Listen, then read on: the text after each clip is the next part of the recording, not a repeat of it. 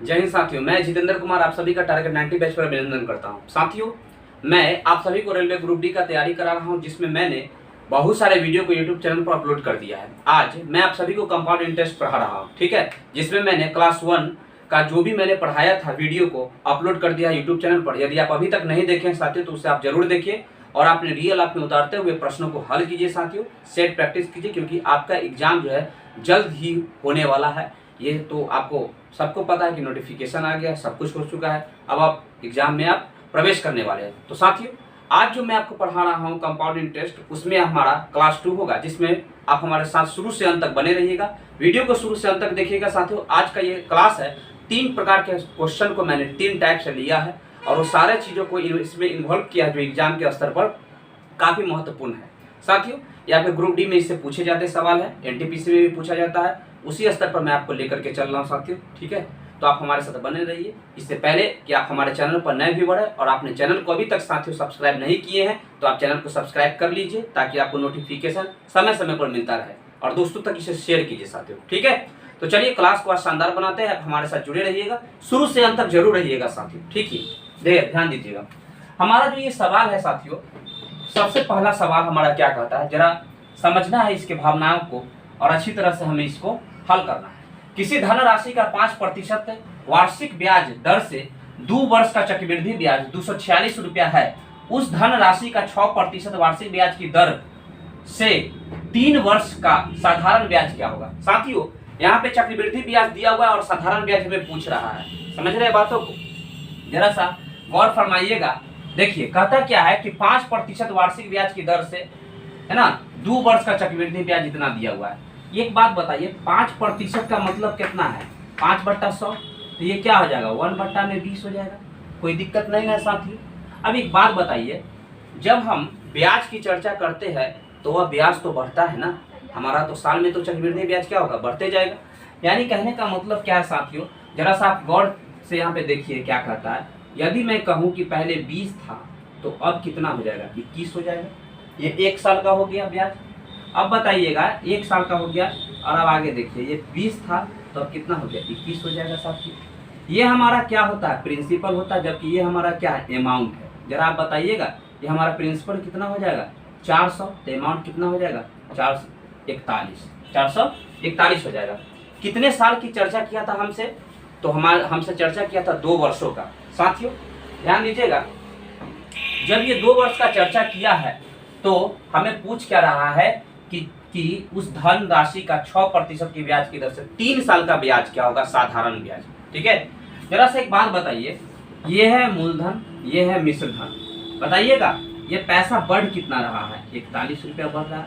41 रुपया क्या है? ब्याज है। जरा आप एक बात बताइए, 41 रुपया ब्याज है, जबकि रियल में ब्याज कितना बढ़ रहा है? 246 का, ठीक है।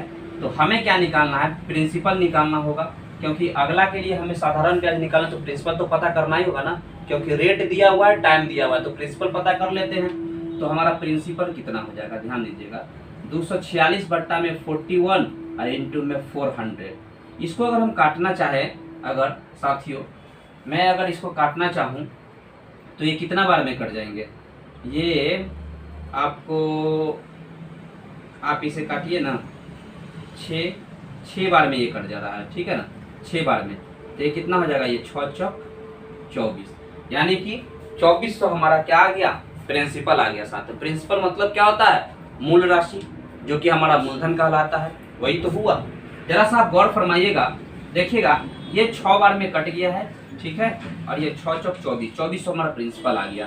प्रिंसिपल आने के बाद हमें कहता है कि साधारण ब्याज निकालना, किस रेट पर? 6% के रेट पर। ध्यान दीजिएगा, ये 2400 रुपया है, 6% के रेट पर। हमें कहता क्या है? 3 साल का साधारण ब्याज क्या होगा?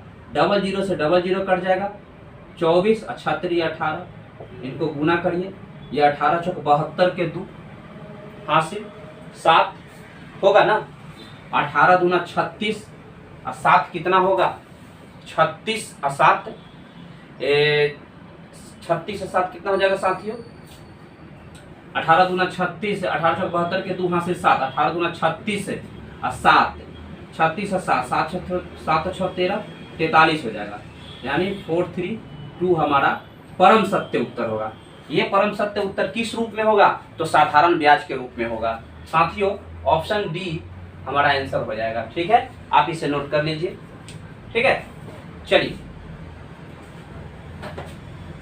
साथियों सेकंड सवाल देखिएगा क्या कहता है। कहता क्या है कि 2000 रुपए 40% की दर से वार्षिक चक्रवर्धित किए जाते हैं। समझ रहे हैं साथियों? कहता है कि चक्रवृद्धि ब्याज की दर पर तीसरे वर्ष के लिए ब्याज की राशि ज्ञात करिए। हमें तीसरे वर्ष के लिए ब्याज की राशि पूछ रहा है ना। जरा सा गौर फरमाइएगा, पैसा है कितना? 2000 रुपए है। बात की गहराई को समझिएगा साथियों, पैसा है कितना? तो 2000 रुपया है। जबकि एक बात बताइए, 40% का मतलब कितना होगा? 40/100, यानी ये कर जाएगा कितना? 20×25 100 और 20 दूना 40, यानी कि 2/5। यानी कि साथियों ये तो बढ़ेगा ना, ब्याज तो इसका बढ़ जाएगा। देखिएगा जरा सा यहाँ पर, अगर मैं मान लूं कि पहले 5 था तो अब कितना होगा? 7। अब बताइए, तो पहले 5 था तो ये 7 हो गया। अब एक बात बताइए, ये है हमारा प्रिंसिपल और ये क्या देता है? हमारा अमाउंट देता है।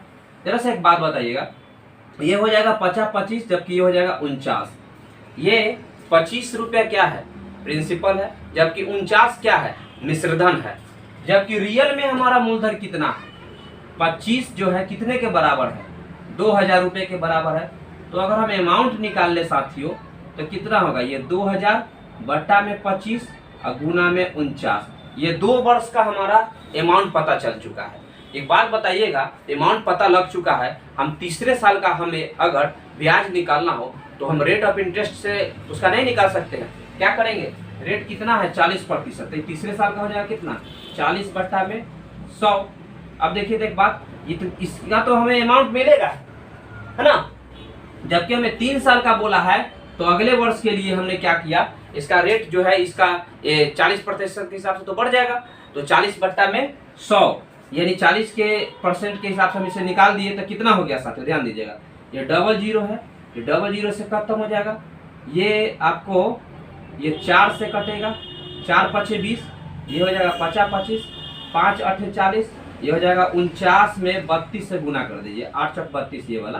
ठीक है, 49 में गुना कर दीजिए तो कितना होगा? ये 9 दूना 18, 4 दूना 8 = 9, 9 × 27, 4 × 12 13 14, ये होगा 8 और 9 7 16 के 6 से लेकर 14 1 15, 1568 रुपया। कितना हो जाएगा साथियों? 1568 रुपया। ऑप्शन सी हमारा परम सत्य उत्तर होगा। क्या हो जाएगा साथियों? ये ऑप्शन बी नंबर हमारा आंसर हो जाएगा। आप इसे नोट कर लीजिए।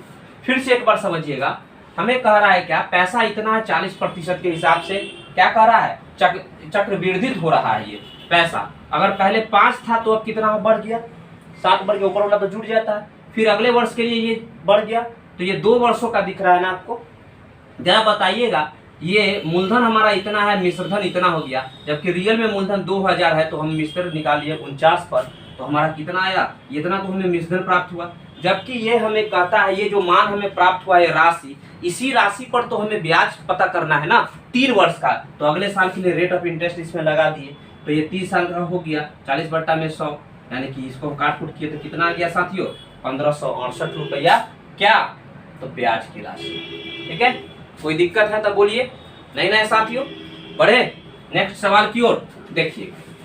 अब हमारा अगला सवाल क्या कहता है, इसे हम समझेंगे और अच्छी तरह से रियल लाइफ में उतार के बनाएंगे साथियों।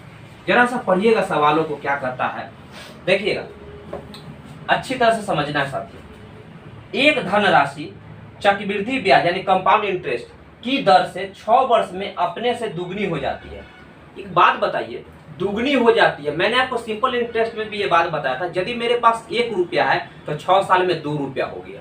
बात की गहराई समझिएगा, मैं क्या कहना चाहता हूँ। 1 रुपया है, अब ये दुगनी हो गई, हुई कितने वर्ष में? तो 6 वर्षों में। ये तो आपको पता ही है, क्लियर है बात। एक बात बताइएगा, 6 वर्षों में दुगनी हो जाती है, तब उसी ब्याज की दर से वह धनराशि कितनी समय अवधि में 8 गुनी हो जाएगी? जरा सा बताइएगा, यह धनराशि को 8 गुनी करना है, इसी धनराशि को 8 गुनी हमें करना है, तो कितने समय में हो जाएगी? एक बात बताइए, यदि मैं इसमें कहूं कि ये ब्याज का खेल कितना है, तो 1 रुपया का ब्याज का खेल है, ये प्रिंसिपल है, तो ये हमारा क्या है? अमाउंट है। इस बात से आप सहमत है साथियों? यदि आप इस बात से सहमत है तो आप खुद बताइएगा कि यदि ये प्रिंसिपल है और ये अमाउंट है, तो हमें इसमें हमें अमाउंट लेके चलना है, हमें ब्याज लेके नहीं चलना है। गौर से समझिएगा, यदि मैं अमाउंट लेकर के चलूं तो 2 रुपए की राशि पर हमारा अमाउंट कितना होगा, ये 1 प्लस में ये क्या परसेंट के रेट पर कहता है, जरा सा देखिए तो रेट ऑफ इंटरेस्ट कितना है। ये एक धन राशि कितना है, 6 वर्षों में अपने कितना हो जाता है, तो इतना परसेंट पे इतना, और वही धन राशि कितने समय में इतना। अच्छा चलिए, ये r/100, इसके पावर कितना हो जाएगा, ये कितना साल है, तो 6 साल। जरा सा एक बात बताइएगा, ये जो राशि है, ये राशि जो है इस राशि के बराबर होगा।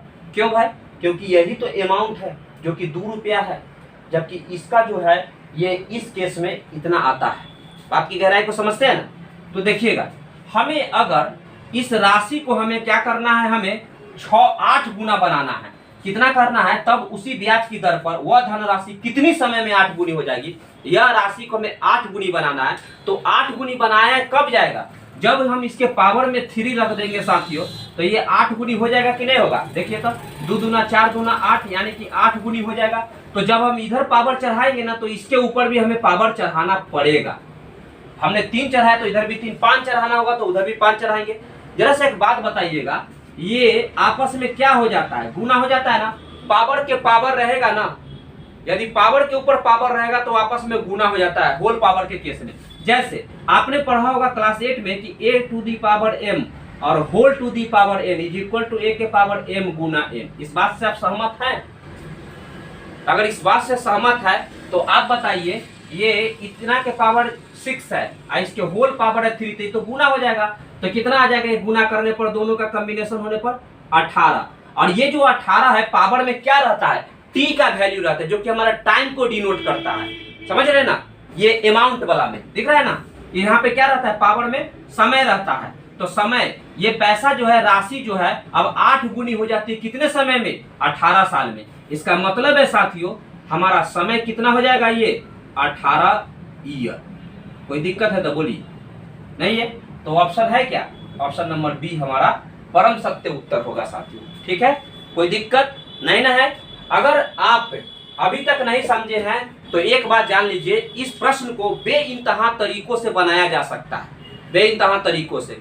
चलिए, एक अलग तरीके से मैं इसे बना रहा हूं, उसको आप समझिएगा।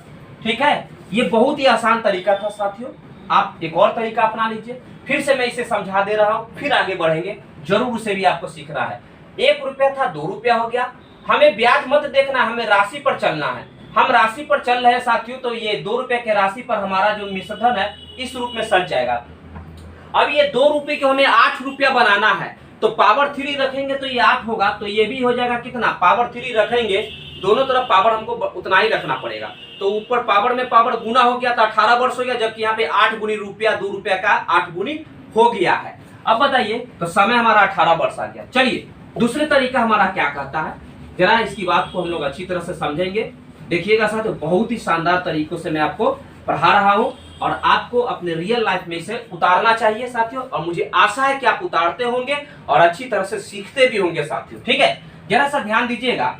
अगर मैं कहूं, अगर मान के चलिए साथियों, मैं कहता हूं कि ये जो पैसा है कितने वर्ष में दुगनी हो जाती है, यदि मैं कहूं कि ये 6 वर्ष में दुगनी हो जाती है, ठीक है, तो अगले 6 वर्ष में कितना होगा, 4 गुनी होगा ना। तो ये अगले 6 वर्ष में कितना हो जाएगा, फिर दुगना हो जाएगा, यानी कि कितना हो गया, 4 गुनी हो गया। क्लियर है साथियों, हमें 8 गुनी पुराना है, फिर अगले 6 वर्ष में क्या आ जाएगा, ये दुगनी हो जाएगी, यानी कि 8 गुनी आ जाएगी। आ गया 8 गुनी। अब इन सब को आपस में आप ऐड कर दीजिए, तो कितना होगा, 6 6 12 6 18, यानी कि 18 सालों में ये कितना आ गया, इधर वाला टाइम हो गया, साल है, ये तो आप सबको पता है कि ये इधर क्या है, ईयर है, जबकि इधर क्या है, ये राशि है जो कि इतना गुनी हो जाती है, यानी कि ये हमारा अमाउंट है जो कि इतना वर्षों में इतना गुनी हो जाती है। अब बताइए, ये राशि जो है 18 साल में कितना हो गया, ये 8 गुनी हो गया। कोई दिक्कत है तो बोलिएगा साथियों, नहीं ना है, हमारा परम सत्य उत्तर 18 आ गया। ठीक है, चलिए, अगर आप इसे समझ चुके हैं साथियों तो आप इसे उतार सकते हैं। चलिए, नोट कर लीजिए इसे भी। चलिए,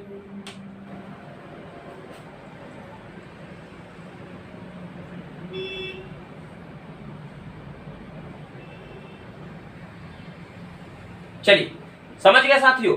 हाँ, मैंने आपको बोला कि एक तरीका और हो सकता है जो ये बन सकता है, तो एक और देख लीजिए आप क्या है, जरा सा समझिएगा साथियों।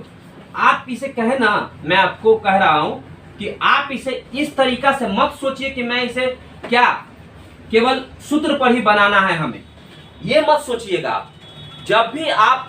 जब आप इसे मैथमेटिक्स को अगर आप अपने निजी लाइफ से जोड़ के चलते हैं तो प्रश्न जो है ना साथियों वो आसान हो जाता है, सूत्र की जरूरत नहीं पड़ती। जरा सा गौर से देखिएगा, वो आपको सीखना है।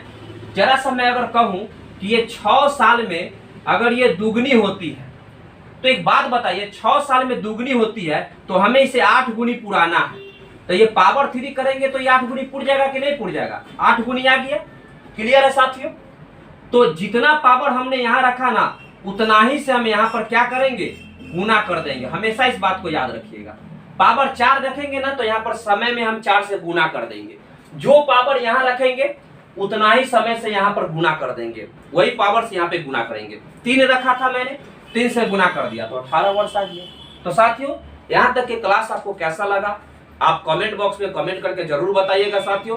नहीं तो आप व्हाट्सएप पर हमें जरूर शेयर कीजिएगा, इस बात को अपना सुझाव दीजिएगा। मुझे आशा है साथियों कि हमारे जितने भी विद्यार्थीगण हैं सब कुछ अच्छे से सीख रहे हैं और अपने रियल लाइफ में उतार रहे हैं इस बातों को। और हाँ साथियों, आपको अच्छी तरह से जब प्रैक्टिस हो जाएगी तो आप निश्चित तौर पर आप सफलता को प्राप्त कीजिएगा। इसके लिए हर एक वीडियो को मेरा जो यूट्यूब पर अपलोड मैंने किया उस चीज़ को आप अच्छी तरह से देखिए। बहुत सारे वीडियो मेरा यूट्यूब पर मेरा अपलोड हो चुका है साथियों। जो मेरा शुरू में मैं जब स्टार्ट किया था तो उसमें मैंने ये कंप्लीट बैच का मैंने टारगेट लेकर के चला था, जिसमें मैंने बहुत सारा टॉपिक्स को करा दिया साथियों। ठीक है, उसमें मैंने सिंपल इंटरेस्ट तक कराया था शायद, है ना, वहां तक आप देख सकते हैं। उससे भी आगे मैं कराने वाला हूं, बशर्ते कि मैं अभी रेलवे का आपको कंप्लीट तैयारी करा दूं। बस मैं उसमें भी प्रवेश करूंगा साथियों। और हाल ही में मैं आप एक नए बैच के लिए अनाउंसमेंट करने जा रहा हूं साथियों, बस थोड़ा सा वेट कीजिए। तो साथियों आज का क्लास आपको कैसा लगा आप जरूर बताइएगा और मेहनत कीजिएगा साथियों, क्योंकि मेहनत करने वाला इंसान जो होता है ना वो कभी भी असफल नहीं होता है, बशर्ते कि मेहनत में अपना शिद्दत होनी चाहिए, अच्छा जुनून होनी चाहिए, सफल होने के लिए सही सकारात्मक सोच होनी चाहिए साथियों। ठीक है, हमें नकारात्मक सोच को दूर रखना है अपने क्षेत्र से। तो साथियों खुश रहिए, मोटिवेट रहिए, फिर मिलते हैं कल के नेक्स्ट क्लास में। तब तक के लिए जय हिंद।